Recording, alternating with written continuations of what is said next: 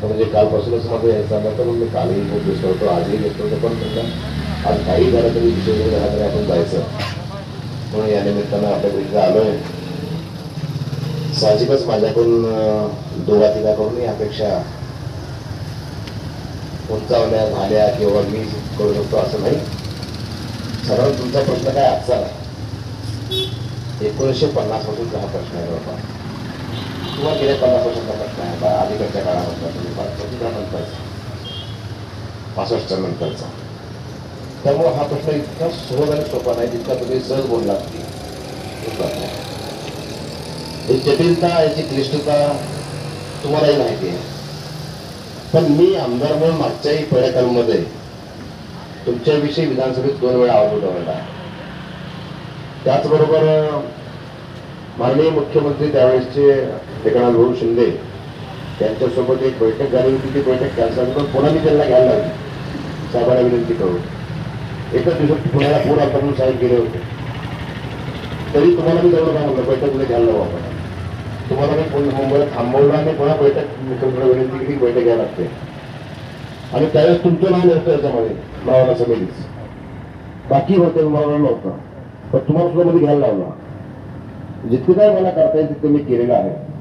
याही पुढे आणखी आवाज होतो लवकरच माननीय मुख्यमंत्री मोदयांनाही हा विषय घालेल की बाबा हे हा निवड काय माझ्या मतदारसंघापुरता विषय नाही, हा संपूर्ण महाराष्ट्रातला विशेषतः आपल्या भागातला हा विषय आहे. आणि माझ्या भागामध्ये आपला मतदार माझा मतदार जास्त आहे, त्यामुळे माझी काळजी असणं फारशी आहे, काळजी आहे आम्हाला. त्यामुळं नक्कीच या विषयामध्ये लक्ष घालतो, पण हा विषय माझ्या एकट्या दुसऱ्याच्या लक्ष घालणं सुटणारा नाही. प्रामुख्यानं अनेकांनी याच्यामध्ये हातभार लावावा लागेल.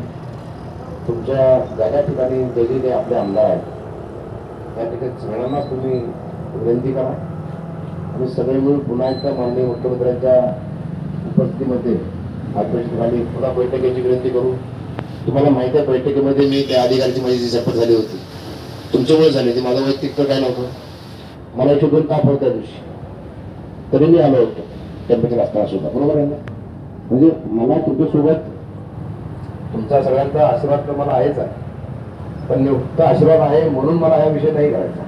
कारण अविनाश कोळी माझे जुने मित्र, त्यांच्या तळापासून मला हा विषय पूर्ण माहिती आहे. त्यामुळे या विषयाशी माझा जुना संबंध आहे. या विषयामध्ये अजूनही लक्ष घालू, रमेश दादा असतील, आम्ही असेल, आम्ही सगळे मिळून पुन्हा प्रयत्न करू. आणि पण आता हे तुमचा ठीक आहे, पण अशा माणसाला तुम्ही उपोषणाला तुम्ही मुळावर बसलाय हे काय मला पटण्यासारखं नाही. हां, पण माझी विनंती आहे की तुमच्या अधिकाऱ्यांना बोलतो, आता उशीर पण झाला, मी कलेक्टरांनाही बोलतो आणि SDM नाही बोलतो. हे खरं आहे की कोर्टामध्ये गेल्यानंतर सेटलमेंट, कोर्टामध्ये एवढे मोठे पैसे, एवढा वेळ जातो, एवढे पैसे जातात, जाणं येणं, आणि कोर्टात नाही असले की लगेच मिळतं. मग असं सहज का मिळत नाही हा प्रश्न तर सगळ्याच पोळ्या एवढ्या जनतेला पडलेला आहे. आणि जर वडिलाचा असेल तर पोराला का मिळत नाही हाही प्रश्न पडलेला आहे.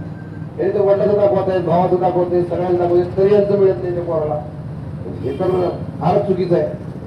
त्यामुळे या विषयामध्ये मी अतिशय तुमच्याच बाजूने वकिली करेन. सरकार मध्ये माननीय CM साहेब त्यावेळेस माननीय एकनाथ शिंदे साहेब होते, आता देवेंद्रजी आहेत.